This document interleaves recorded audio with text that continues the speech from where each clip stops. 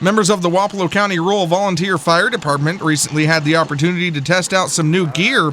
Firefighters are usually seen wearing what's called full turnout gear.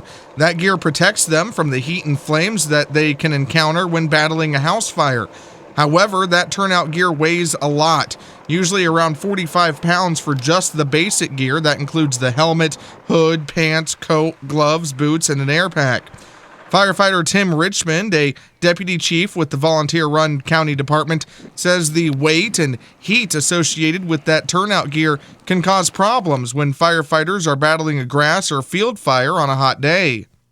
That was one of the main concerns and drivers for the project was just firefighter fatigue and raising the body temperature of the firemen too high, and that oftentimes will kill a fireman.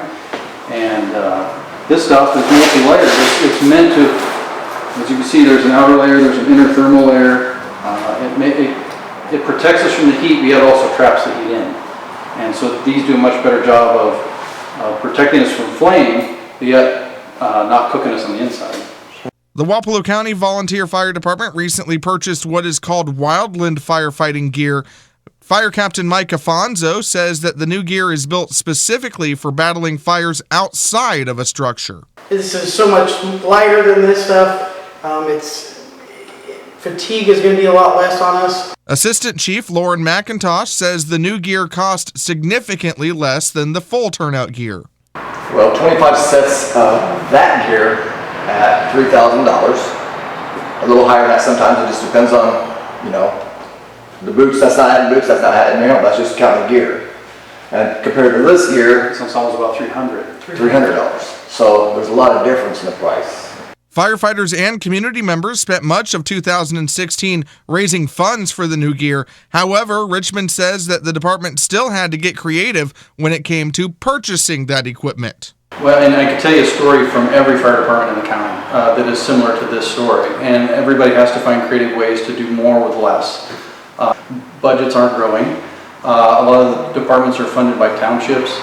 That's a fixed tax. It's not like we can just go ask for more money. So there's a fixed amount of money, and that's the reason you'll see a lot of firemen banding together to do fundraising to supplement what tax money they get from their boards, councils, commissions, however they're set up. He says the boots and the new shirts were both snagged on a Black Friday sale when the department could get the most bang for its buck. There's some more pieces we need to add to it. So there's goggles that we need to keep the smoke out of our eyes, face masks to keep from breathing the smoke, and then they do make a lighter weight helmet. It's more of like a construction type helmet, and that would be the full complete ensemble.